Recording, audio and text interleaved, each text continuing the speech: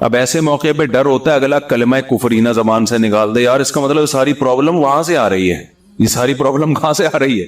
بھائی مشین خراب ہو گئی نا، میکینک جاتا ہے، وہ ٹریس کرتا ہے یہ پرابلم ہے کہاں سے. وہ جب ٹریس کرتا ہے تو کتنا خوش ہوتا ہے، اچھا پرابلم کہاں سے آ رہی ہے، یہاں سے گیس لیک ہو رہی ہے، یہ مسئلہ ہو رہا ہے. تو اب بتاؤ ایسے آدمی کو خوشی کے بجائے یہ تو اور غم ملے گا کہ ہم تو سمجھ رہے تھے فلانی آپا نے کچھ کر دیا ہے، ہم تو سمجھ رہے تھے وہ پہلی والی نے کچھ کر دیا ہے، ہم تو سمجھ رہے تھے کہ وہ میرے بھائی نے کچھ کر دیا ہے، مفتی صاحب تو کہہ رہے کسی نے کچھ نہیں کیا، اللہ نے کیا ہے سب کچھ.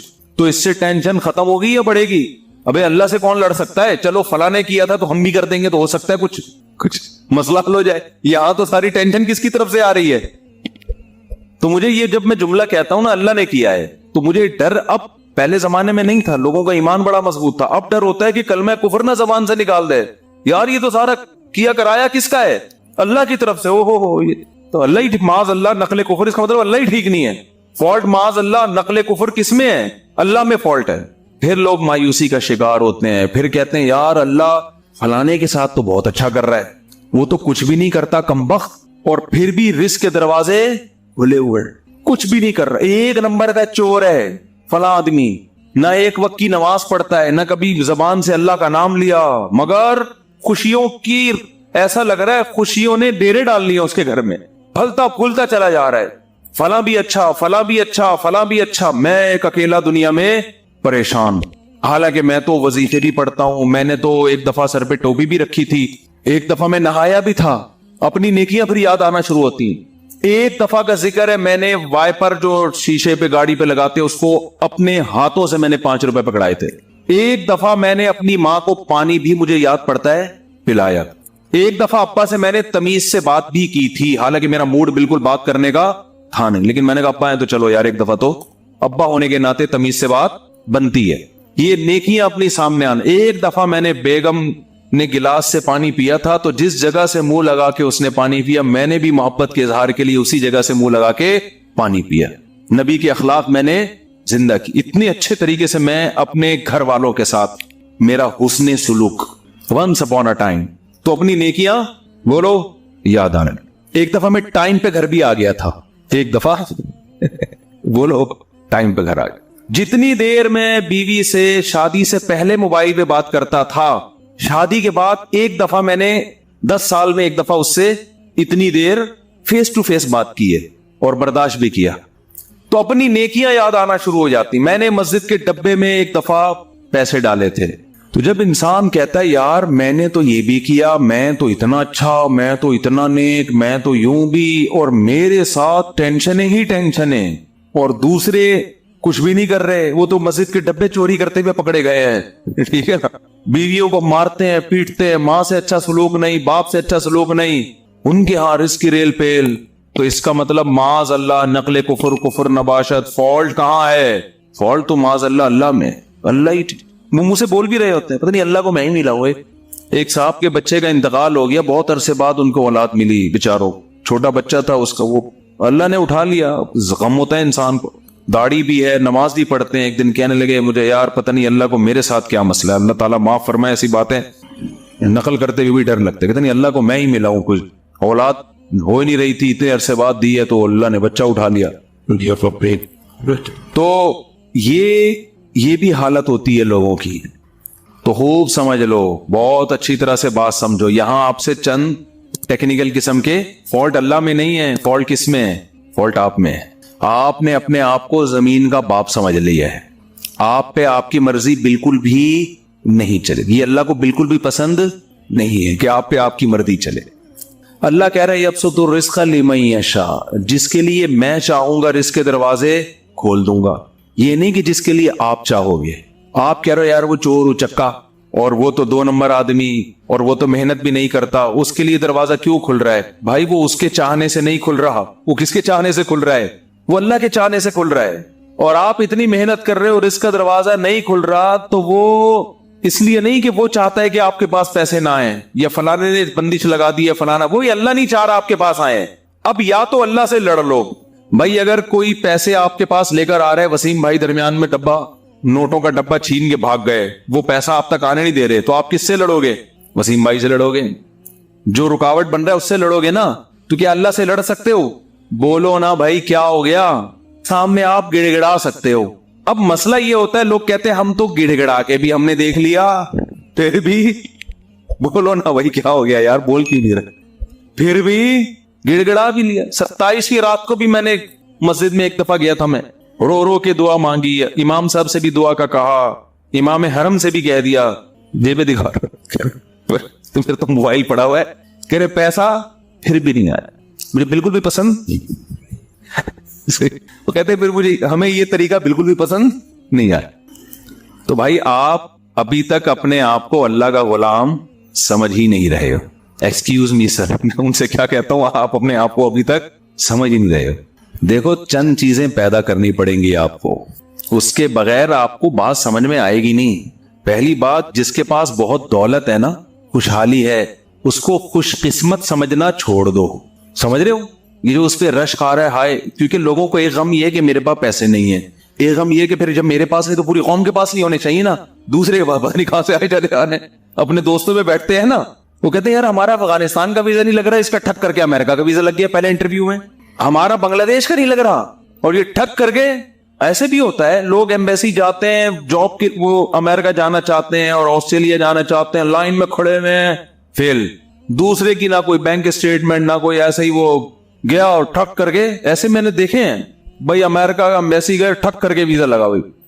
जो उसको जहाज में बिठाने जा रहे हैं ना, ऐसा रो रहा था कि यार कितना खुशकिस्मत इंसान, सही है ना। एक साहब अपने दोस्त को जहाज में बिठा कर उसका अमेरिका का वीजा लग गया, उसकी 3 दिन तक नींद नहीं आई है उसको, इस गम में कि यार इतने खुशकिस्मत इंसान और मैं कितना बदकिस्मत। अपने बारे में वो ये सोच रहे हैं, वो ये समझते हैं कि अमेरिका में कब्रिस्तान नहीं है, जो अमेरिका जाता है वो अमेरिका ही रहेगा, वो कब्र में। तुम अगर अंजाम देख लो ना, तुमको यहाँ कुशादा कब्र तुम्हें सस्ते में मिल जाएगी, वहां कब्र बहुत महंगी है मेरे भाई, बहुत। यहाँ जनाजे में हजारों लाखों लोग आएंगे, वहां बहुत थोड़े लोग होंगे। फिर दारुल इस्लाम में मौत का अपना मजा है भाई, ठीक है आप जाए कमाएं, लेकिन मरना यही पसंद करो। इसकी बड़ी वैल्यू है कि आप दफन कहां हो रहे हैं। लोग क्यों मदीना में मरना पसंद करते हैं? इमाम मालिक नबी के शहर से जनाजा उठे तो नबी के शहर से नहीं कि इस्लामी मुल्क से ही उड़ जाए। मैं ये नहीं कह रहा जो वहां मर रहे हैं गलत कर रहे हैं, वो तुम जहां भी मर जाओ वहीं दफन हो जाओ, लेकिन एक फजीलत की बात बता रहा हूं, कोशिश किया करें अपने कंट्री में ही मरा करें। अभी तो फिलहाल हम जिंदा रहने की कोशिश कर रहे हैं गवर्नमेंट चाह रही है कि हम इस्लामिक कंट्री में ही मरें, लेकिन जब मरने का टाइम आए तो कोशिश करें कि अपने कंट्री में मर लें। तो अब मुझे पहली बात तो ये दिमाग से निकाल दो कि जिसके पास बहुत दौलत है, बहुत खुशियां हैं, चाहे वो दौलत या उसकी सेटिंग कामयाब हो गई, आपकी वाली से उसकी हो गई, ये भी तो होता है ना, तो ये दिमाग से निकाल दो कि वो बहुत खुशकिस्मत है। ये आपकी बहुत बड़ी भूल है। खुशकिस्मती का इससे कतअन कोई ताल्लुक नहीं, कोई ताल्लुक नहीं। कारून से फिर तो ज्यादा खुशकिस्मत कोई था ही नहीं। क्या ख्याल है, अगर ये इसके पैसे आने से, फिर तो हमारे साबिक सदर दुनिया के कामयाब तरीन इंसान, हम सबको वैसा बनना चाहिए। इसका तो कोई ताल्लुक ही नहीं। फिर इसका मतलब यह हुआ कि फिरौन बहुत खुशकिस्मत था और मूसा माज अल्लाह बहुत बदकिस्मत थे, क्योंकि फिरौन तो मूसा अलैहिस्सलाम को यही ताने देता था कि इनके पास तो ना सोने के कंगन, ना इनके पास बागात हैं, ना इनके पास प्रॉपर्टी है, ना इनके पास महलात हैं, खाने पीने को तो ये मोहताज हैं। बेरोजगारी क्या, 10 साल बकरियां चराई हैं। आज का कोई बेरोजगार बकरियां थोड़ी चरा रहा है जो वो खुदकुशियों की तरफ जा रहा है। 10 साल मूसा कलीमुल्लाह, उस वक्त मूसा अलैहिस्सलाम से बड़ा रूए जमीन पर कोई शख्स नहीं था, अल्लाह को इंतहाई महबूब, मगर काम क्या कर रहे हैं? बकरियां लेके सुबह सुबह रेवड़ दे के निकलते हैं, पहाड़ों में जाते, शाम को वापस, और अपना कोई जाती घर नहीं, ससुराल में रह रहे हैं। एक रूम दिया हुआ होगा उन्होंने कि भाई ये बकरियां चराने के लिए हमने इनको रखा हुआ है, क्योंकि जिन बुजुर्ग के घर रहते थे उनका बेटा नहीं था ना कोई, तो मुलाजिम रख, बतौर मुलाजमत के रहे हैं। नहीं आ रही मेरा ख्याल है बात। और बकरियां चराना आसान नहीं है, हमसे पूछो। 3-4 बकरियां हमने रखी हुई है, जो टेंट, जिसको कोई गम ना हो बकरियां पाल ले। हकीकत बता रहा हूं, आप खिलाओ पिलाओ, जब दूध निकालने की बारी आती है तो ऐसा तकब्बुर, अबे हमारा खा के हमें ही नहीं खिला रही यार। ये जो मशहूर हदीस है कि अब्दुल्लाह इब्न उम्मे मक्तूम रजी अल्लाह ताला अन्हु आ रहे थे और आप सल्लल्लाहु अलैहि वसल्लम ने सहाबियात को हुक्म दिया कि इनसे पर्दा करो, तो सहाबियात ने फरमाया कि वो तो नाबीना है, आपने फरमाया तुम तो नाबीना नहीं हो। तो ये गैरत और हमियत के अहकाम हैं। ये अल्लामा नबवी रहमहुल्लाह ने इस हदीस की शरह में तफसील लिखी है کہ اصل حکم یہی ہے کہ ضرورت کے وقت عورت مرد کو دیکھ سکتی ہے. البتہ کوئی مرد اگر پسند نہیں کرتا کہ میری بیوی کسی مرد کو دیکھے تو عورت پر شوہر کی اطاعت لازم ہے. اور ویسے بھی عبداللہ ابن ام مکتوم کو جو دیکھنا وہ تو بلا ضرورت تھا, تو جہاں ضرورت ہوگی, کوئی پروگرام سننا ہے, کوئی لیکچر سننا ہے, تو وہاں جائز ہے. البتہ اپنے دل کی حفاظت کرنا ضروری ہے. ذرا سی بھی فیلنگ ہو, کوئی دل میں طبیعت مائل ہونا شروع ہو جائے جو ایک مرد اور عورت کے تعلق میں ہوتا ہے, تو پھر ایسی عورت کے لیے بہرحال جائز نہیں ہے. محمد ارقم کہتے ہیں بار بار توبہ کرتا ہوں پھر بھی گناہ ہو جاتا ہے, اس سے بچنے کا طریقہ کیا ہے؟ دیکھیں, بار بار کپڑے میلے ہو جائیں تو اس کا طریقہ یہی ہے, بار بار دھویا جائے. کبھی کبھار میلے ہو تو کبھی کبھار دھویا جائے. تو توبہ گناہ اگر بار بار بھی ہو تو بار بار توبہ ہی کرنی ہے. اور پھر توبہ کی کامل توبہ کیا ہوتی ہے؟ آئندہ نہ کرنے کا عزم اور بچنے کے اسباب بھی اختیار کیے جائیں. تو ہر گناہ کے اسباب الگ ہوتے ہیں. کسی کو ہینڈ پریکٹس کی عادت ہے, وہ کیسے اس برائی سے بچے گا, اس کا علاج الگ ہے. کسی کو زنا کی عادت ہے, اس کا علاج الگ ہے. کسی کو چوری کی عادت ہے, اس کا علاج الگ ہے. کسی کو نماز چھوڑنے کی عادت ہے, اس کا علاج الگ ہے. تو اس لیے اہل اللہ سے اصلاحی تعلق قائم کیا جاتا ہے, اللہ والوں کی صحبت اختیار کی جاتی ہے, وہ آپ کو گائیڈ کرتے ہیں. اور فحش اور بے حیائی کے اگر گناہ ہیں, ان کی عادت پڑ گئی ہے, تو طویل عرصے تک اس کو چھوڑنے کے لیے تبلیغی جماعت میں جایا جائے, 4 مہینے لگا لیے جائیں تبلیغ میں, کسی بزرگ کی خانقاہ میں رہا جائے, کوئی واقعی اللہ والے ہوں ان کی خانقاہ میں 10 دن 20 دن اہل اللہ کی صحبت میں, نیک لوگوں کی صحبت میں گزارے جائیں. اور ساتھ ساتھ یہ جو سائیکیٹرسٹ ہوتے ہیں یا سائیکالوجسٹ ہوتے ہیں, یہ لوگ سائیکالوجسٹ اس کا زیادہ اچھا علاج کر لیتے ہیں, وہ بھی کرتے ہیں. کسی کو فحش فلموں کی عادت پڑ جائے تو ان سے بھی رابطہ کیا جا سکتا ہے اس بارے میں. اسباب اختیار کیے جائیں. اور ایک آسان سا سبب یہ ہے کہ جب بھی گناہ ہو اپنے اوپر کوئی جرمانہ لگائیں, کوئی سزا دیں اپنے آپ کو, روزوں کی یا نوافل کی یا پیسوں کی. اس سے بھی آہستہ آہستہ گناہ چھوٹتا ہے. اور توبہ لازمی کریں, توبہ نہ چھوڑیں کسی صورت میں. 6 دن کی قضا نمازیں باقی ہیں, اس کو پڑھنے کی کیا ترتیب ہے؟ 6 دن کی قضا نمازیں تو زیادہ ہوتی ہیں, تو آپ صاحب ترتیب نہیں ہیں. تو پھر جو نماز جس ٹائم پہ بھی پڑھ لیں, آپ نے وہ 6 دن کی قضا نمازوں کی ترتیب بنانی ہے کہ فجر کی کتنی ہے. ظاہر ہے 6 نمازیں فجر کی, 6 نمازیں ظہر کی, 6 نمازیں عصر کی, اور پڑھتے جائیں. جو نماز پڑھیں اس کو کاٹتے چلے جائیں, اپنی ڈائری سے یا اپنے موبائل میں نوٹ کر لیں, حساب کر کے پڑھیں تاکہ یاد رہے, ورنہ کنفیوژن بہت ہوتی ہے. تو پڑھ کے اس کو اور توبہ استغفار کریں کہ 6 دن کی نمازیں قضا کیوں کی ہیں. میرے شوہر کو جاب میں فری ویزے ملتے ہیں تو وہ ان کو بیچ دیتے ہیں, کیا یہ جائز ہے؟ یہ جو ان کو ویزے دیتا ہے ان سے پوچھا جائے کہ یہ جائز ہے یا نہیں ہے. اگر وہ ویزا ایک حق ہے اصل میں, اور حقوق کی بے نہیں ہوتی اس طریقے سے کہ آپ کو ایک رائٹ دیا ہے کسی کمپنی نے کہ آپ بیرون ملک سفر کر سکتے ہیں, تو آپ کو ایک رائٹ دے دیا, حق دے دیا کہ بھئی آپ جا سکتے ہیں. تو اب آپ کمپنی سے پوچھیں کیا مجھے اس کی اجازت ہے آپ کی طرف سے کہ میں خود نہ جاؤں کسی سے پیسے لے لوں.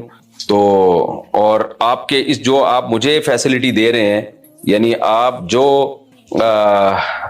کمپنی نکالتی ہے نا اتنے افراد کے لیے ویزا ہے, تو کیا میں اس پر دوسرے کو ٹریول کروا سکتا ہوں اس سے پیسے لے کے؟ تو یہ کمپنی سے آپ پوچھیں جس نے آپ کو ویزے دیے ہیں. میرے شوہر ہاں یہ ہو گیا. اگر شوہر کی لڑکیوں سے دوستیاں ہوں اور غلط کام بھی کرتے ہوں تو کیا کرنا چاہیے؟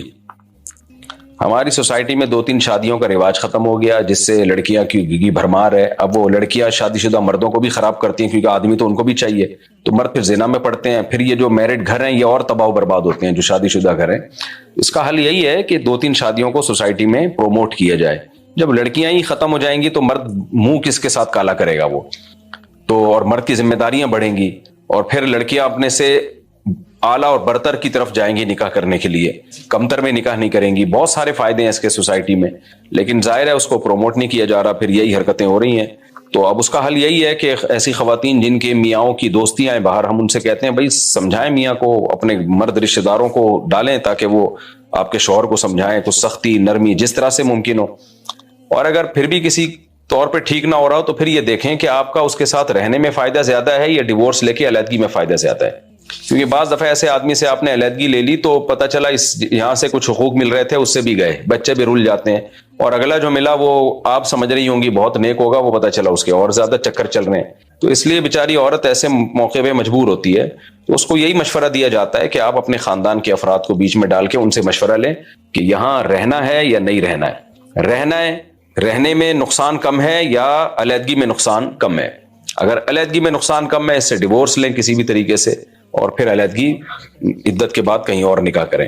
اور اگر علیحدگی میں نقصان زیادہ ہے, دوبارہ کوئی اچھا آدمی ملنے کا چانس نہیں ہے یا بچوں کے رلنے کا اندیشہ ہے باپ جتنا بھی خراب ہو بہرحال بچوں کے لیے وہ اچھا ہی ہوتا ہے. تو بچوں کے تباہ ہونے کا خطرہ زیادہ ہے علیحدگی کی صورت میں, تو پھر گزارا کریں, اور آپ کے بیسک حقوق اگر وہ ادا کر رہا ہے تو بس گزارا کریں, اس کی لائف کو حوالے کر دیں, اس کے بڈھا ہو جائے گا خود ہی چھوڑ دے گا, اور دعا کرتی رہیں اس کے لیے اللہ اس انسان کو انسان کا بچہ بنائے. بہت بڑی آزمائش ہوتی ہے خواتین کے لیے جب مرد بد کردار ہوتا ہے, بہت بڑی آزمائش ہوتی ہے. پتھر کی انگوٹھی پہننے کا کیا حکم ہے؟ دیکھیں انگوٹھی پتھر کی پہن سکتے ہیں, اگر مرد چاندی کی انگوٹھی پہن سکتا ہے اس میں پتھر لگا لے, بشرطے کہ پتھر میں کوئی عقیدہ نہ ہو کہ فلاں پتھر سے یہ کام ہو جائے گا, فلاں پتھر سے یہ کام ہو جائے گا, کیونکہ اگر ایسا عقیدہ ہے تو یہ شرکی عقیدہ ہے, حرام ہے, ناجائز ہے.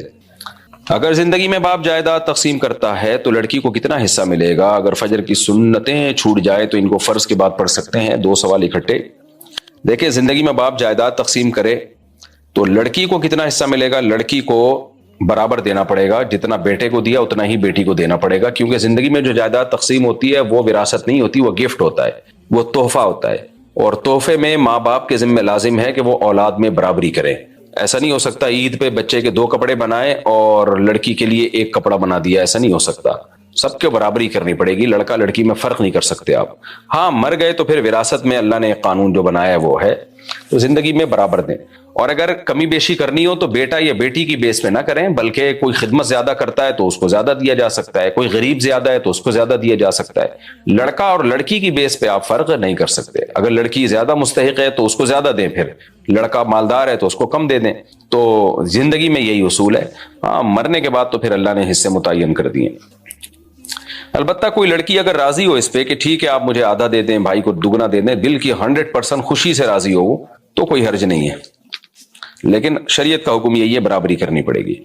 اگر ہم نماز پڑھ رہے ہیں اور ہمارے سامنے سے کوئی گزرے تو ہم اسے ہاتھ سے روک سکتے ہیں؟ جی روک لینا چاہیے اس کو.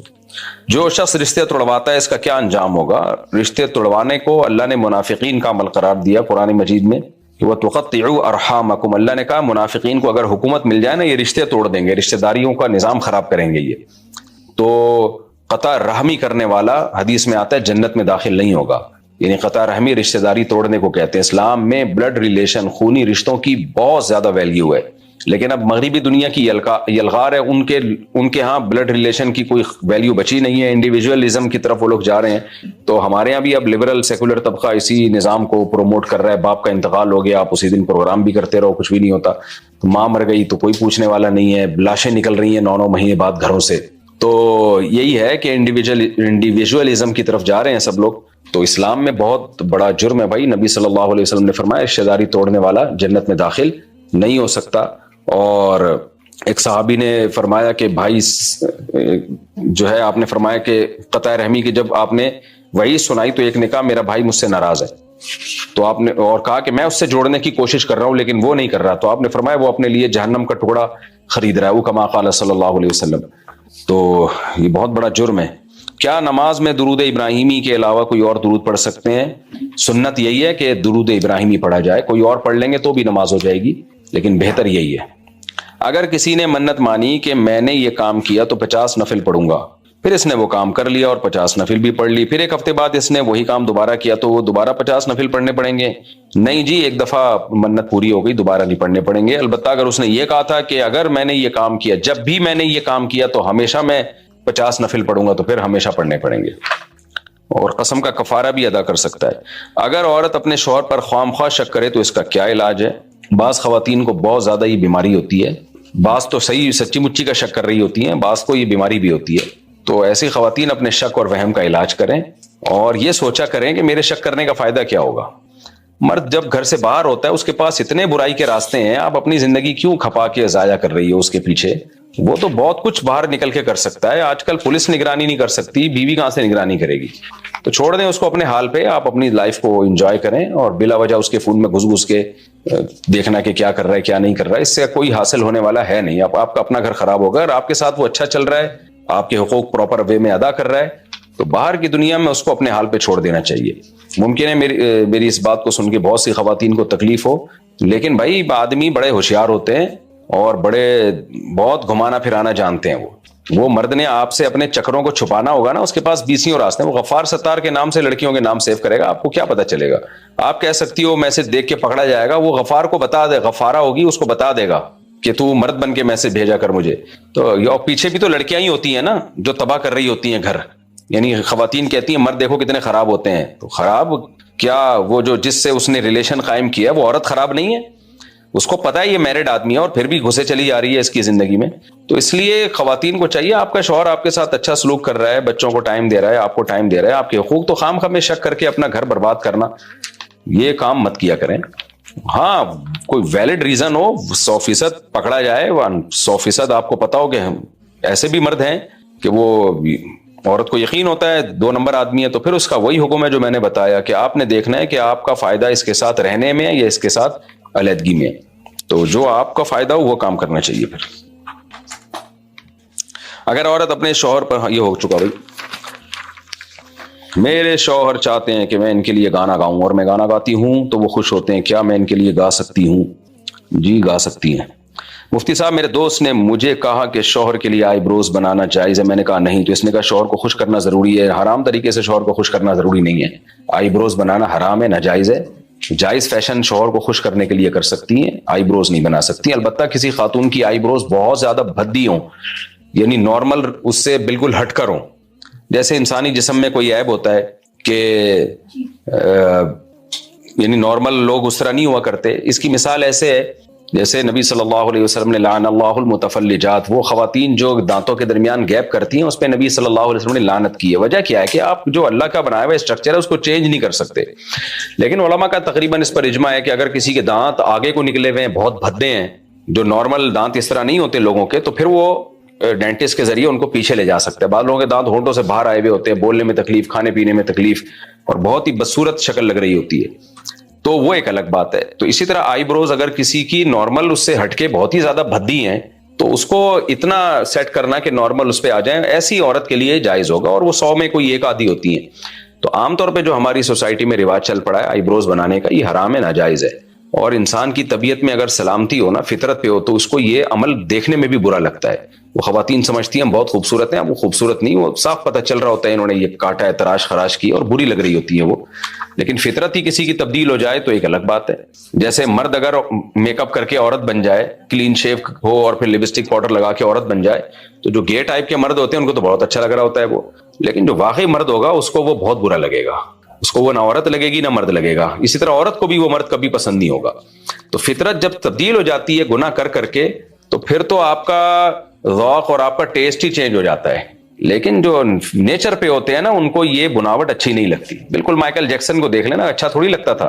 بہت سے لوگوں کو مائیکل جیکسن بہت اچھا لگتا تھا, لیکن جو سلیم الطبع وہ کہتے ہیں یار یہ کیا عجیب بنا لیا اس نے اپنا منہ پلاسٹک سرجری کر کر کے.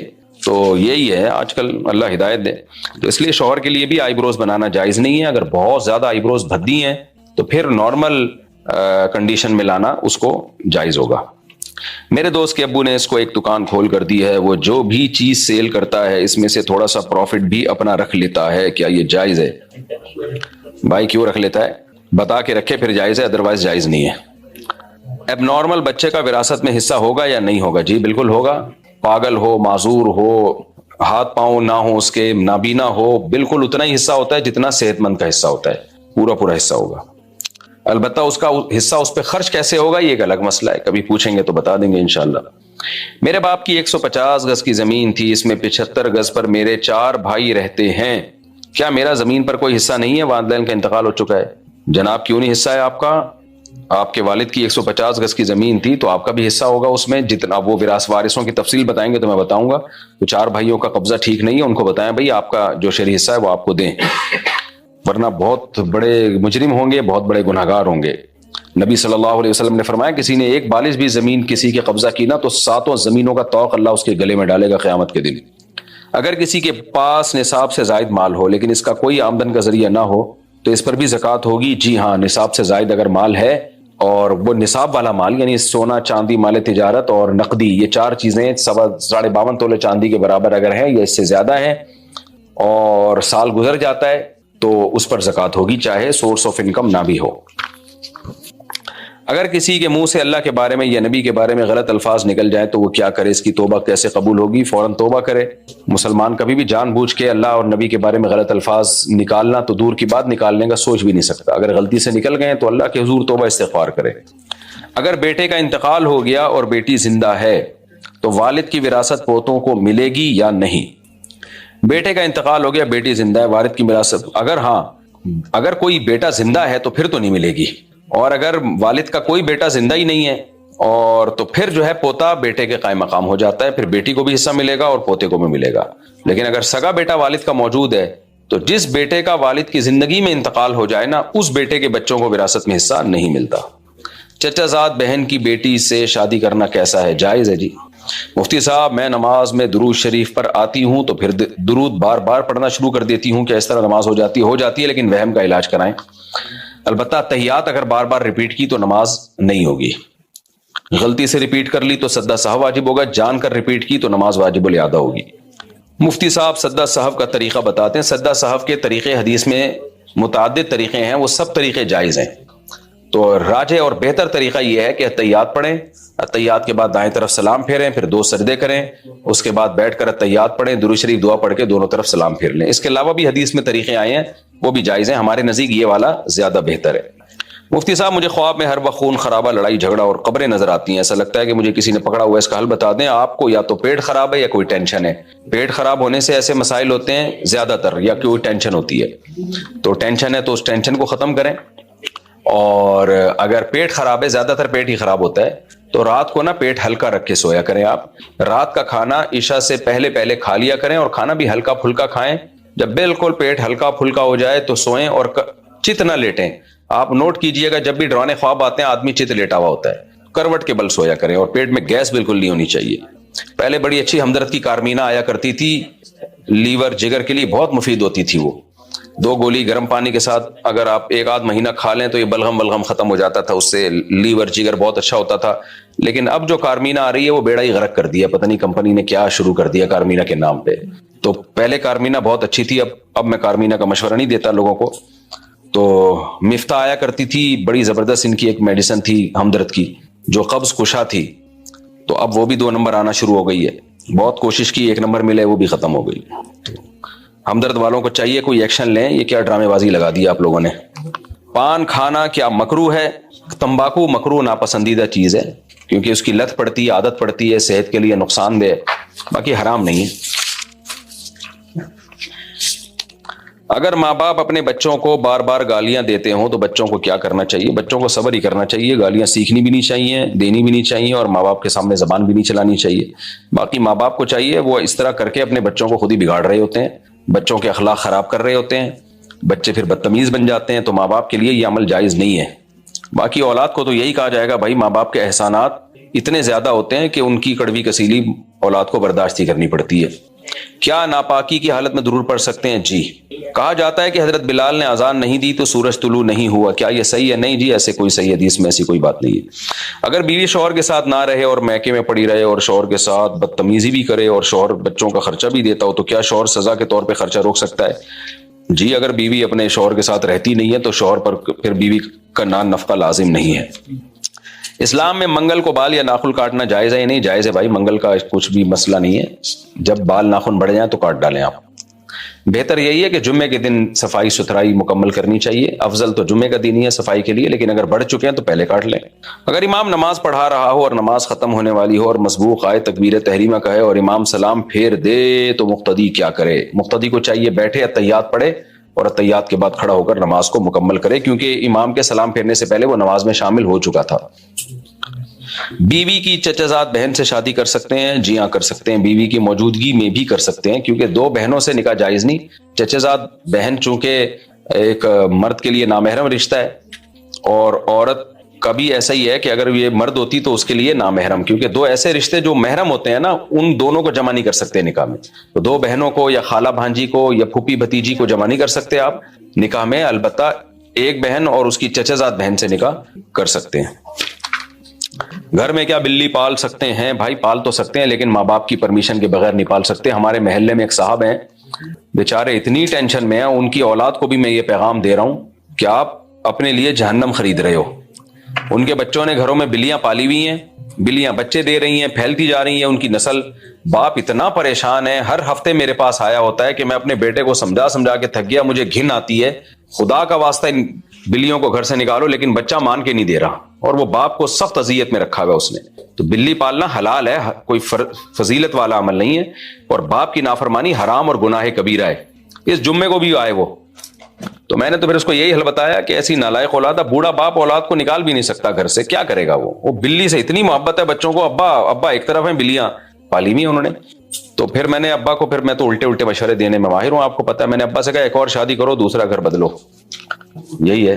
تو ابا کہتے ہیں مفتی صاحب آپ بھی کیا بات کرتے ہو یار, اس عمر میں دوسری شادی کروں گا. میں نے کہا آپ کے عمر کی بھی مارکیٹ میں مل جائیں گی آپ کو, بہت سے آپ کی عمر کے دنیا سے چلے گئے ہیں, تو وہ آپ جیسی عمر کا بندہ تلاش کر رہی ہیں.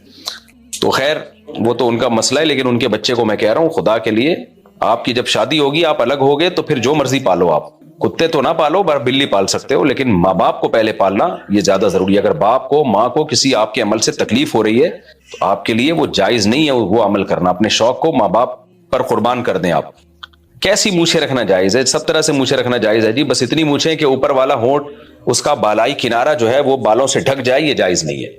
تو بہتر تو یہی ہے کہ اتنی کینچی سے اتنی کتر دی جائیں کہ مونڈنے کے قریب ہو جائیں, وہ بالکل چھوٹی کر دی جائیں. افضل تو یہی ہے, کیونکہ حدیث میں احفاء الشوارب کا حکم ہے. احفاء کہتے ہیں کاٹنے میں مبالغہ کرنا, زیادہ کاٹنا, اور بڑھانا چاہیں تو بڑھا بھی سکتے ہیں, لیکن اوپر والے ہونٹ کا کنارہ بہرحال یہ کھلا رہنا چاہیے. جہاز میں سفر کے دوران نماز کا پتہ نہیں چلتا تو نماز کس طرح ادا کریں؟